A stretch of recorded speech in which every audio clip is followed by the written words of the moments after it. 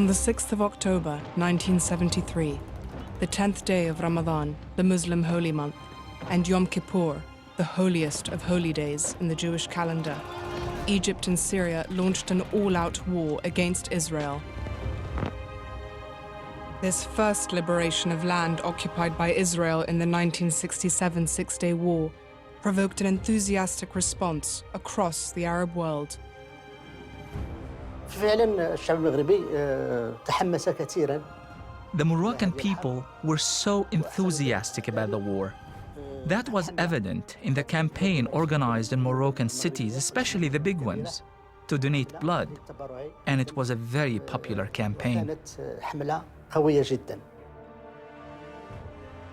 الرئيس الراحل هواري بومدين تبنى. Algerian President Boumediene took up the cause and gave a blank check to the Soviets and said, "Spend it as you like on weapons, $100 million for Egypt and $100 million for Syria, to cover everything they need in the way of ammunition, weapons, spare parts, and so on."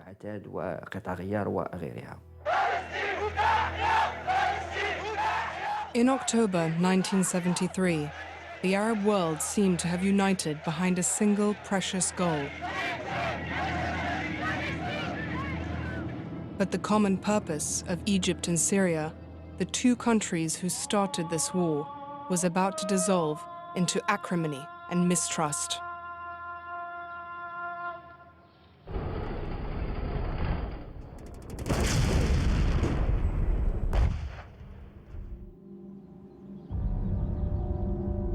The Syrian Golan Heights,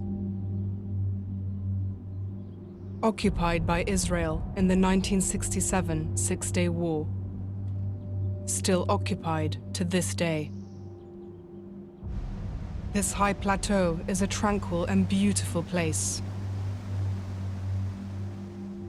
but it is also scarred and defaced by the bloody fighting that took place here in October 1973.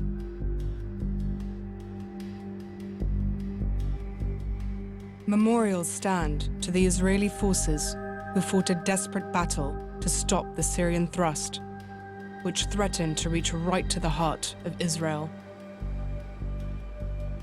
In the first 5 days of war here on the Golan, Israeli losses alone amounted to 250 tanks and hundreds of men. It was ambitious for the Syrians to think that they could penetrate significantly into the Israeli rear over the course of 24 hours. But it was not wholly unrealistic. Had the Israelis not been able to respond flexibly, it is entirely possible that a Syrian exploitation force could have penetrated into northern Israel within a day. But it was not to be. In less than 24 hours, Israel had mobilized 2 armored divisions, which soon turned the Syrian advance into retreat.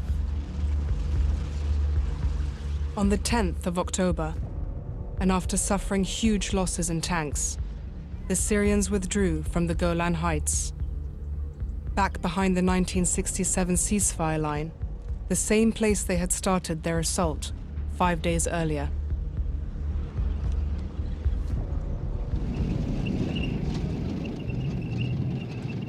Now the Israelis faced a crucial choice.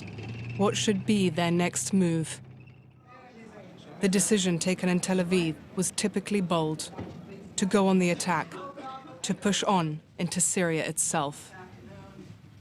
We're going to make it clear to the other side that the game of breaking the ceasefire is a two-sided one. And we are going to press, and we are going to push, and we are going to bomb, and we're going to punish as much and as long as we can until the other side does understand the rules of the game. The effort to take Syria out of the war had already started the previous day, with strikes by the powerful Israeli Air Force. In the worst possible conditions, we penetrated deep into Syria to Damascus and blew up their Air Force headquarters and their general staff. Both of them.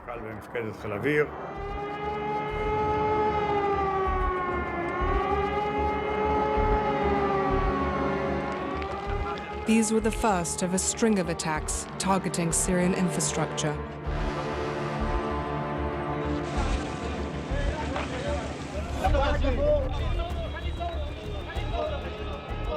And at that stage, the Syrian population would go up on the roof to watch the bombs fall and were still rather excited. The horrible truth hadn't yet sunk in that their country was in mortal danger. Alongside the heavy aerial strikes, Israel would launch its ground offensive. 2 armored divisions would attack across the 1967 ceasefire line, known as the Purple Line, along the Damascus Road, towards the Syrian capital, 60 kilometers to the east. At first light on 11th of October, the assault began. Despite fierce Syrian resistance, the Israelis advanced, capturing territories deep inside the Syrian mainland.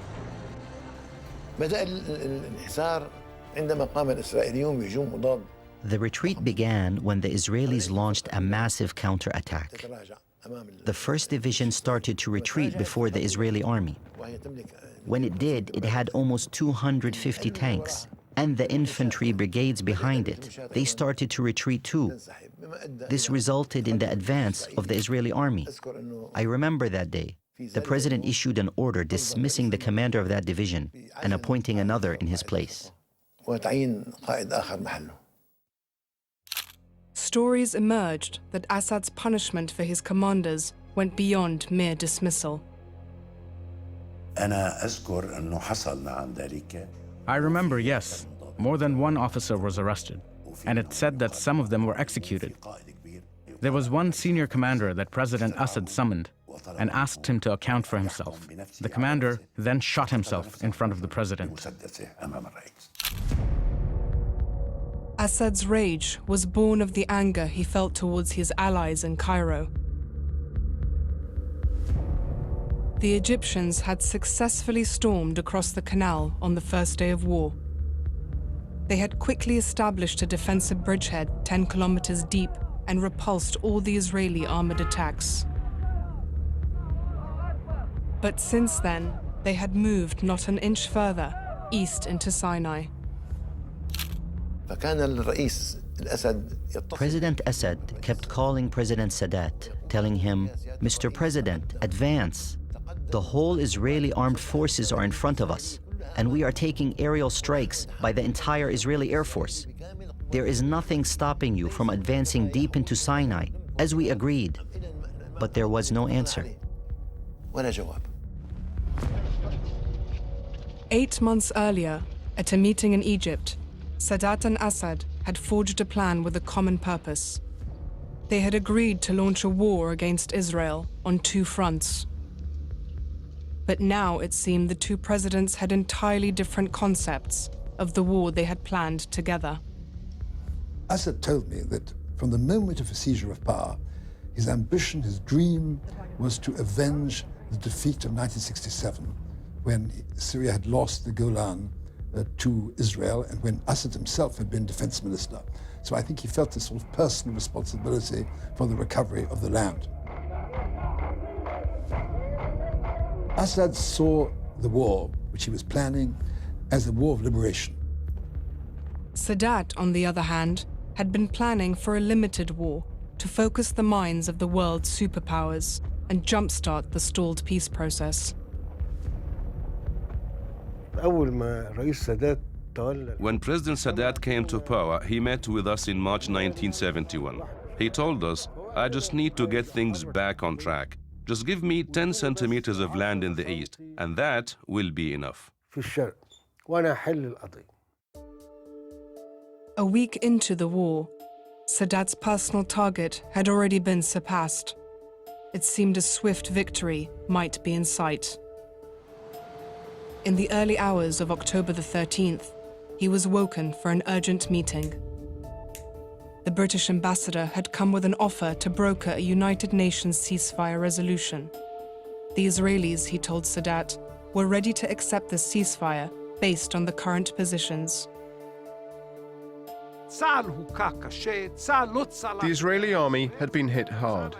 The Israeli army was ready to accept a ceasefire. It was a defeat at that moment, a terrible defeat, and we were ready to accept that, which shows that we'd given up hope of winning the war. Seduced by success, Sadat now refused the British offer. He would only accept a ceasefire, he said, if Israel withdrew from the whole of Sinai. Things were going very well for Sadat. He didn't want to stop the war. Something dramatic had to be done to persuade him to agree to a ceasefire, maybe even to get him to request the ceasefire. And the only thing that could work was crossing of the canal. That might scare him enough. But the Egyptians, alive to the possibility, had held 2 armored divisions with over 200 tanks each and a second line of defense west of the canal. It was a problem of which Israeli Chief of Staff, General David El-Sheikh, was well aware.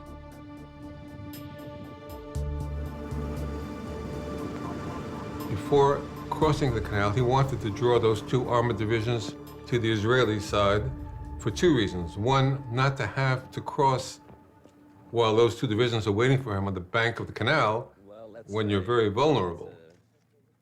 Number 2, to have them on the Israeli side where he can meet them on Israel's terms. General El-Sheikh was sure that a second phase of the Egyptian attack would begin on October the 9th, with those 2 armored divisions crossing the canal to advance on Sinai's strategic passes some 40 kilometers to the east. But the Egyptian plan was to stay put.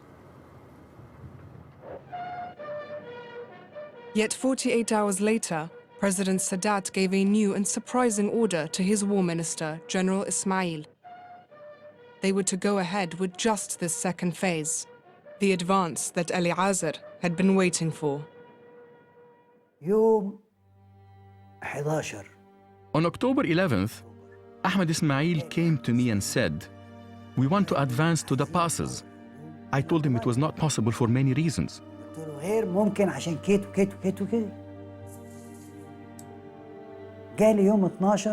He came again on the 12th and said, "We want to go ahead with the advance to take the pressure off Syria."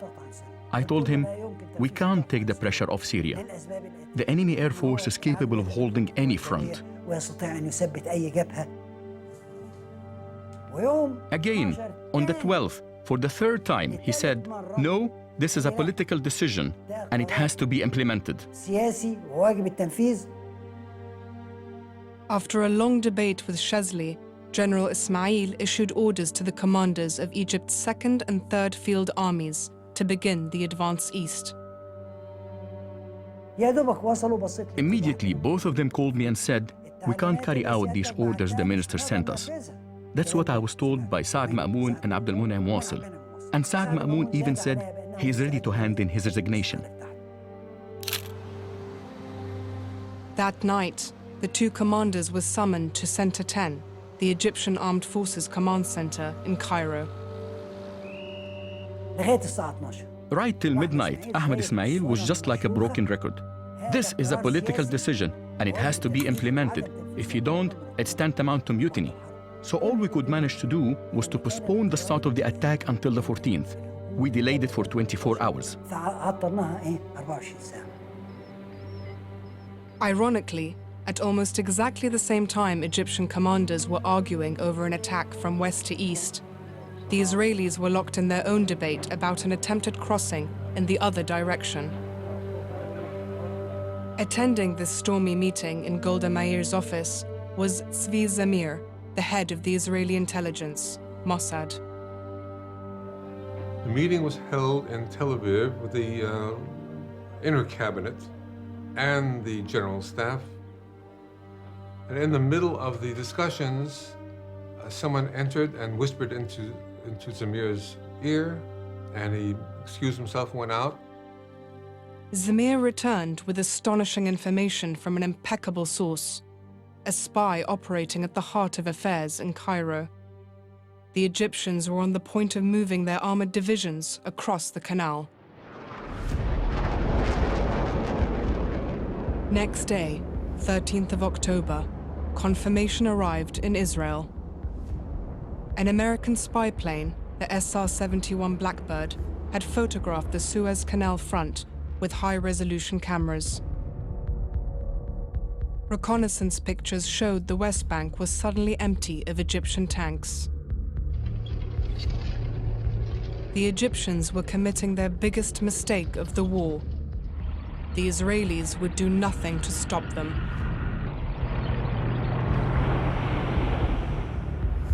Ibrahim al-Arabi,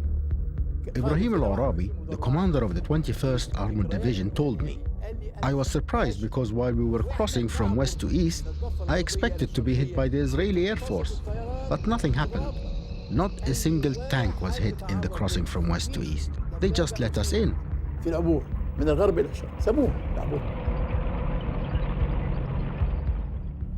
The Egyptian plan was to make 4 simultaneous thrusts towards the Sinai strategic passes and crossroads. 3 of the assaults would be made by armored brigades. The central push would be by a full division, the 21st Armored. At 6:30 on the morning of the 14th of October, the Egyptian armor moved east. The one brigade commander I spoke to said it was like a flood in the Negev, water suddenly pouring down, suddenly out of the eruption of Egyptian tanks. The Israelis were waiting for the tank assault in pre-prepared positions on the ridges east of the Egyptian bridgeheads. Then all the tanks came up, and boom, boom, boom, boom. In the first few minutes of the battle, the Egyptian 21st Armored Division suffered significant casualties.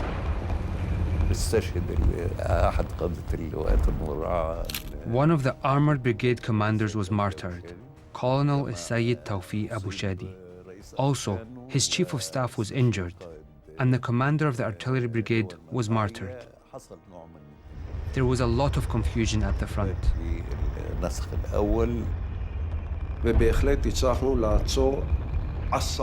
We definitely succeeded in stopping dozens, if not hundreds, of Egyptian tanks and blowing them up, with not many casualties on our side during the action.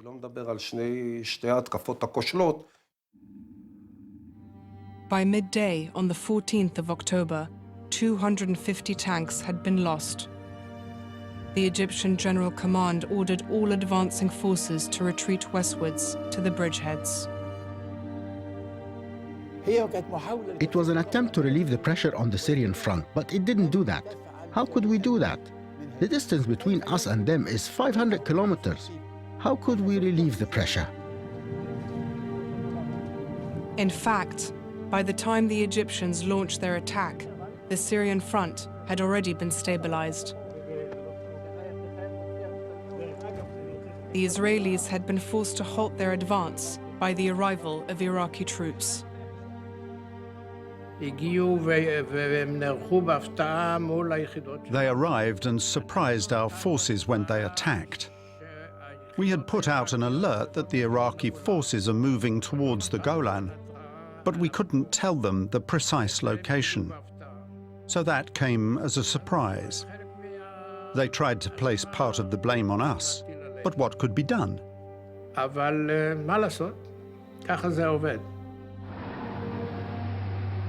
The Iraqi 3rd Armored Division had moved swiftly from its bases around Baghdad towards the Golan, a distance of over 1,000 kilometers. We arrived that night at the outskirts of Damascus. It was guarded by Syrian civilians. The things they said to us that night, the 11th of October, shocked us. Are you Iraqis? Yes, we are Iraqis. For God's sake, save our honor. We thought it was a total victory. That was a huge shock. We started to realize that the situation had completely changed. هذه أول صدمة انصدمنا بها. Despite their fatigue, the Iraqi forces were rushed to the front to reinforce Syrian troops retreating before the advancing Israelis. We had penetrated deep into Syrian territory. I climbed a couple of observation towers. I saw the air was full of dust, and I assumed it was one of our forces on the move. The division commander called me in and told me that a very large force was moving towards us, and that it was very close, something like 1,000 meters away.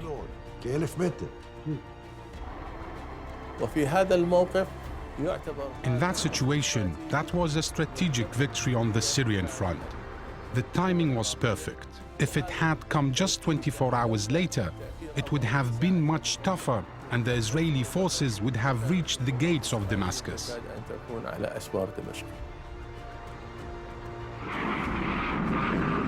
Five squadrons of the Iraqi Air Force, some 60 aircraft, were flown to Syria to make up for losses sustained by the Syrian Air Force. The Iraqi presence refreshed the Syrian pilots' appetite for the battle.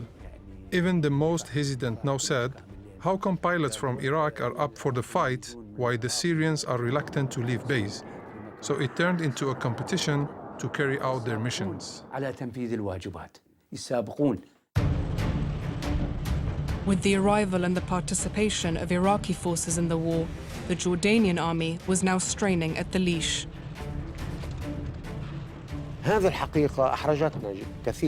It was very embarrassing for us. I mean, it embarrassed the late King Hussein a lot, because there were two Arab countries who had had territory occupied in 1967, and Jordan was a third Arab country whose territory had been occupied in 1967. But those two other countries are fighting to regain what they lost, while you're not. I remember I attended one of the meetings he held with the military, and I saw how much pressure they put on him to go to war.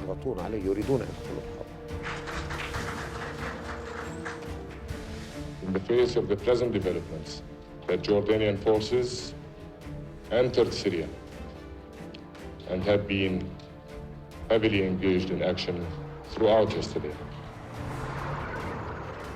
But the Iraqis and Jordanians were not the first to arrive. 5 months before the outbreak of the war, King Hassan II of Morocco had sent a brigade to support the Syrian front. The Moroccan brigade was given the name Tajrida. The expression Tajrida means help or campaign. The Moroccans were given the task of guarding the eastern foothills of Mount Hermon. More expeditionary forces would soon arrive from other Arab countries. On the Syrian front, we first faced a Moroccan brigade. Later, the Iraqis came, and we fought them too. Then later the Jordanians came, and after that the Saudis. So we found 4 armies there we had to fight. The Israelis had suffered heavy losses, but they had also achieved significant gains in the last 4 days. They had advanced to within 35 kilometers of Damascus and occupied new territories to bring to the bargaining table after the war. Now, their initial goals in the north achieved, the Israelis were about to turn their attention south to the Egyptians.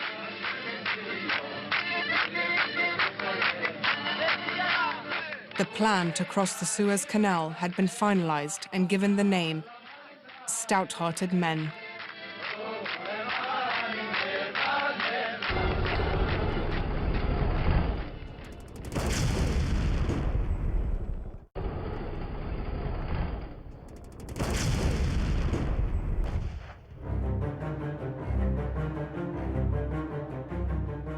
During the war in October 1973, Ariel Sharon was the general in command of the 143rd Reserve Armored Division, one of 3 facing the Egyptians in the Suez front. A controversial personality, Sharon had already developed a plan to deal with any Egyptian attack during his 3.5 years as commander of the Southern Front, an assignment that had ended just 3 months earlier. So then I asked him, what will happen, Ariel? Have you any doubt where this war is going to end? Where, I asked. On the other side of the canal. That's the only place where it can be terminated. This is the first time I hear that we are going to cross the Suez Canal. It was around 7:30, October the 6th, Yom Kippur, in his kitchen in Beersheba. On the night of October the 9th, the 4th day of the war, Sharon sent his reconnaissance battalion west towards the canal. Surprisingly, no Egyptian forces intercepted them, and they quickly reached the shores of the Bitter Lake, where the waterway is up to 5 kilometers wide. Turning north, the Israelis entered 2 abandoned forts of the Bar-Lev line, Lakakan and Matzmed. The battalion had stumbled on a 40-kilometer-wide, undefended gap between the Egyptian 2nd and 3rd armies. Sharon was electrified and radioed headquarters for permission to implement his strategy. When Sharon tells them, we have to cross the canal, we have to arrive in their rear, they tell him, we cannot afford to do what you are suggesting because you are the only division which we got intact. You are the only one between the enemy and Tel Aviv. What's more, on October the 9th, there were still 2 Egyptian armored divisions on the western side of the canal, ready to counter any Israeli crossing.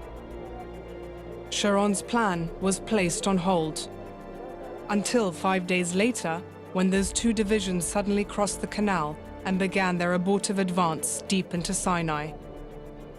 Now the Israeli plan could be activated. The time had come for stout-hearted men. But to pull it off, the Israelis would need to transport a curious mix of equipment to the waterline. They picked up in Europe a second-hand pontoon bridge the year before, a war surplus, and they'd also picked up floating rafts, mechanized rafts, which can carry a tank. But third, and most important, was an actual bridge. Specially built in Israel, this was how the main forces would cross the canal.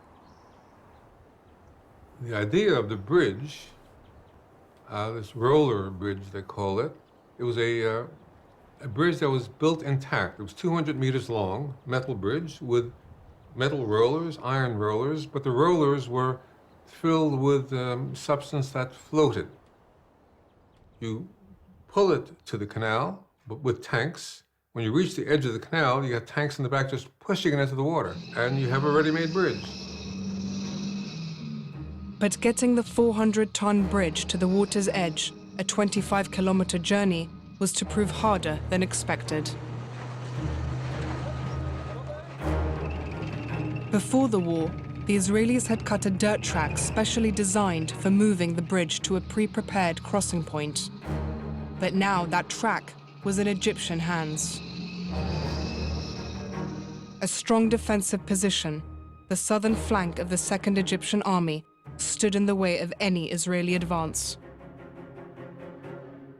The battle to open the road to the canal would be called the Battle of Chinese Farm. Like farms on the eastern bank of the canal today, the area was an Egyptian agricultural development on which work had begun in the early 1960s with the help of Japanese experts. Occupied during the Six-Day War, the Israelis had mistaken the Japanese writing on irrigation equipment for Chinese. The farm had now been recaptured by the Egyptians. The 16th Division dug into dry ditches, now serving as trenches. They had to engage the Second Army in a tank battle so that the bridges could reach the canal and the tanks could cross on the bridges. At dusk on the 15th of October, the Israeli tanks started their assault on the Chinese farm.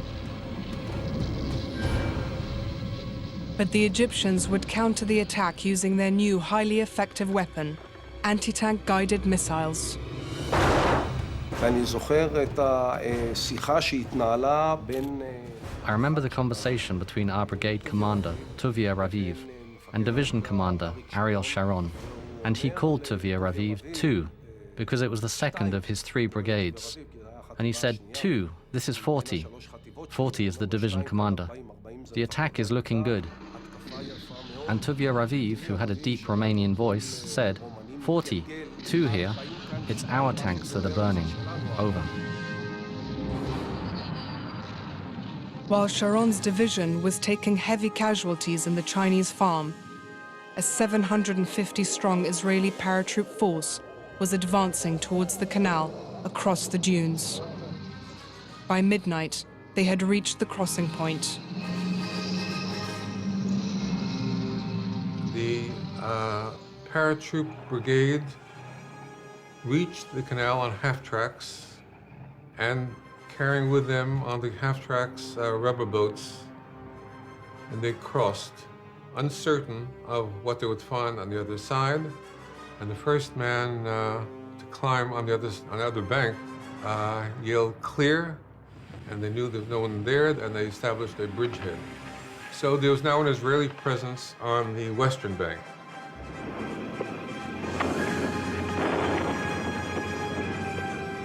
But despite the desperate efforts of the Israelis, the road to the canal remained closed by an entire Egyptian infantry brigade.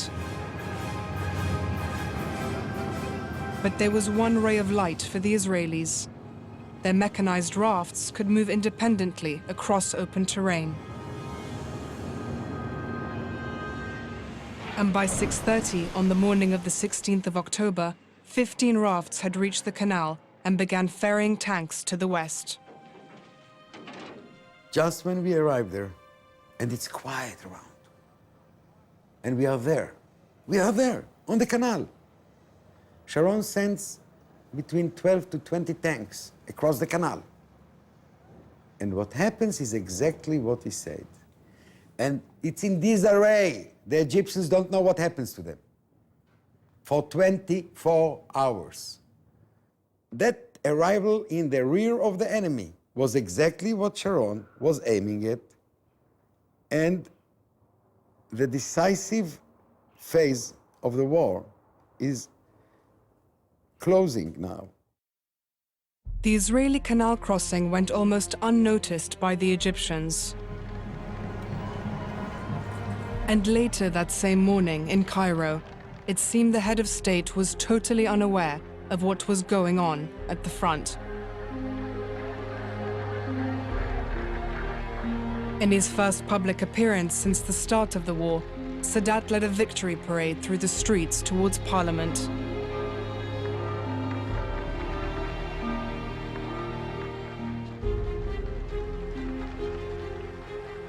He was accompanied by War Minister General Ahmed Ismail.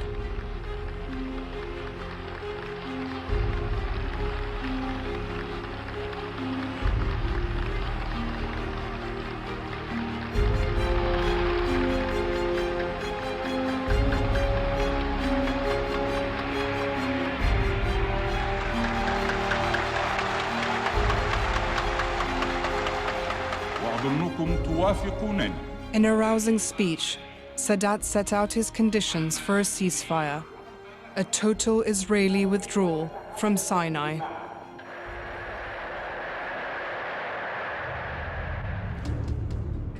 Later that day, in Jerusalem, Golda Meir made her own speech. She decided to share the good news with the Israeli Knesset. 4:15 this afternoon, the Israeli population were told for the first time that their troops were on the west bank of the Suez Canal. What Mrs. Meir said came as a surprise, not just to the Israeli people, but also to the Egyptian military. Israeli paratroopers and tanks had formed a limited bridgehead on the western side of the canal, in an area called Dever Soir. But Egyptian reports about the Israeli crossing were confusing and underestimated the scale of the problem. There was a problem with reconnaissance, and most or all of the reconnaissance units were on the eastern side of the canal. There was no reconnaissance in the west to provide information, and that's why, when I asked for information about the west, no one knew anything much. It was only when the Israeli forces in the west went on the offensive that the Egyptians first grasped the extent of their problem, that the enemy was already in their backyard. One of the tank brigade commanders, the first to cross, received a radio call from headquarters saying someone wants to talk to you. He recognized the voice as that of the Air Force commander, General Benny Peled. And Peled said, do you have a map? I said, yeah. Do you see the flowers on them? Those are SAM batteries. Please destroy them. Out. Located on the western side of the canal, the Egyptian surface-to-air missiles had caused the Israeli Air Force heavy losses in the first days of the war. Now reachable by Israeli tanks, it was payback time for the Egyptian air defense. But despite the Israeli success in destroying the SAM batteries, other aspects of stout-hearted men were not going so well.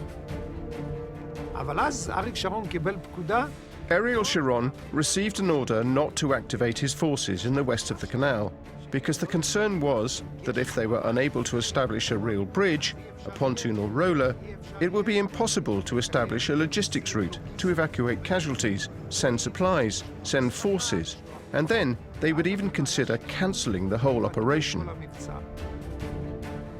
The Israelis still hadn't gained control of the road to the crossing point. Foot soldiers would have to be used to flush out the Egyptian infantry and tank hunters from the ditches of the Chinese farm. We were walking in the sands, and a beautiful night in the Sinai where everything was totally quiet, and suddenly we were under heavy fire, attacked by really heavy fire, and the superiority of the Egyptians in numbers and tanks, and we were with light arms. During that long night, the Egyptians inflicted heavy losses on the paratroopers. 41 killed and over 100 wounded. But the action kept Egyptian forces occupied and brought the Israelis the opportunity to tow their pontoons forward to the crossing point. By the night of the 16th of October, having finally realized the scale of the Israeli operation, the Egyptians reacted. The plan was simple. The 25th Armored Brigade would move northwards to meet up with the 21st Division, which would advance southwards. In a pincer move, the two armored units would close the gap and crush the Israeli forces. The plan seemed straightforward, but to General Shesley, it was flawed. He wanted the brigade to cross to the west and make its assault on that side of the canal, which was under Egyptian control. General Ismail ordered that no forces that had already crossed to the east should cross back to the west.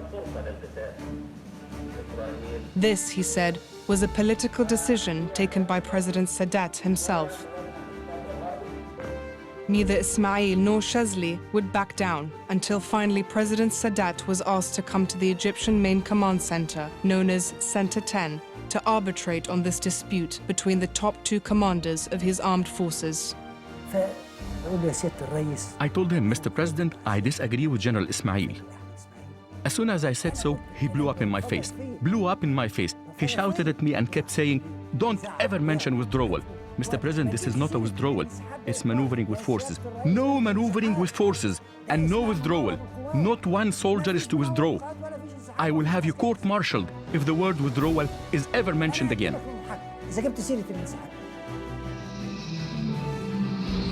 Sadat's decision was clear. The next day, 17th of October, at 0700 hours, the 25th Armored Brigade moved northwards to carry out his mission. But Chesley was about to be proved right.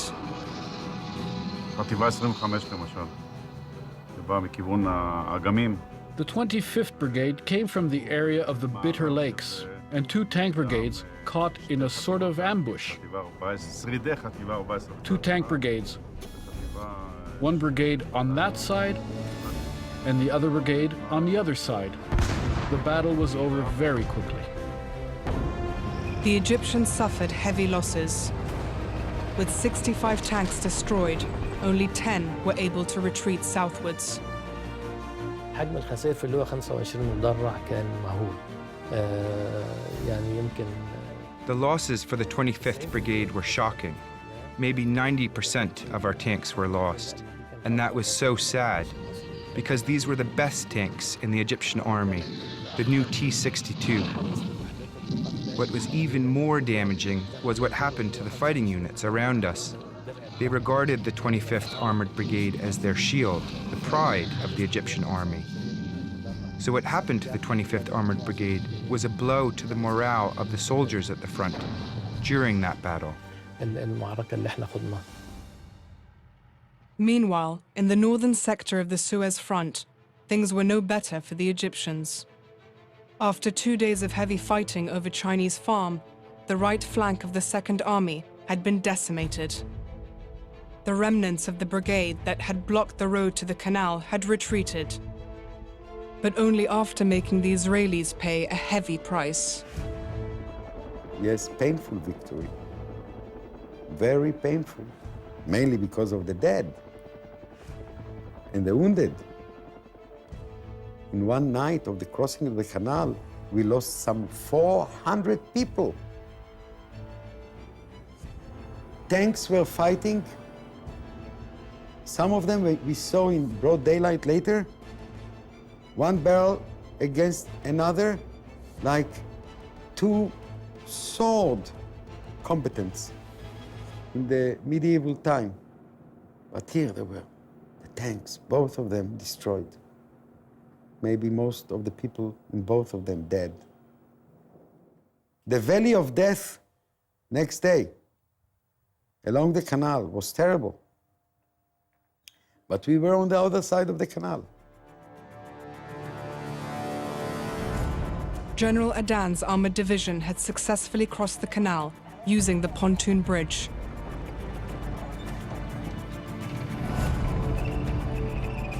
Next day, 18th of October, early morning, Adan's tanks are unleashed on the Egyptian rear.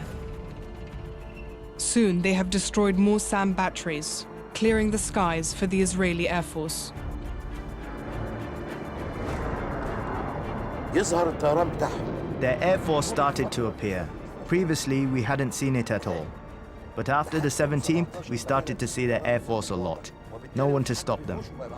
Our defenses, the anti-aircraft missiles, were non-existent, so their Air Force had a free hand.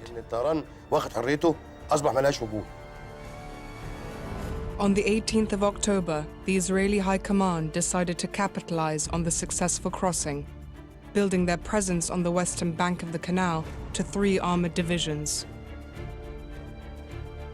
Sharon's division would move north to surround the Egyptian Second Army and capture the city of Ismailia. Adan's division, and another commanded by General Magin, would move south to encircle the Egyptian Third Army and capture the city of Suez. This would be their final goal. Israel would come to the bargaining table, holding a trump card.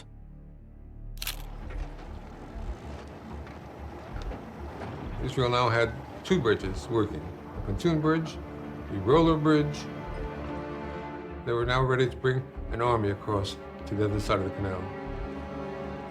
For 2 days, and with the bulk of the Egyptian army on the east of the canal, scattered forces in the west fought bravely, trying to hold their ground against 3 Israeli armored divisions.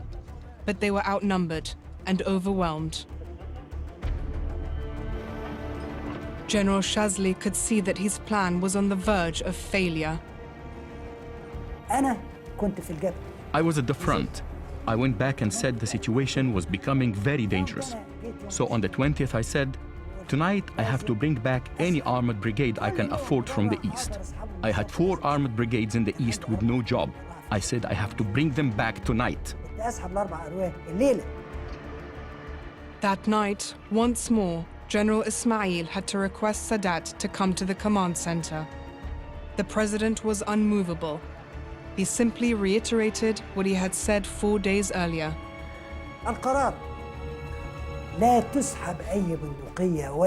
His decision was to withdraw not a single rifle or tank from east to west.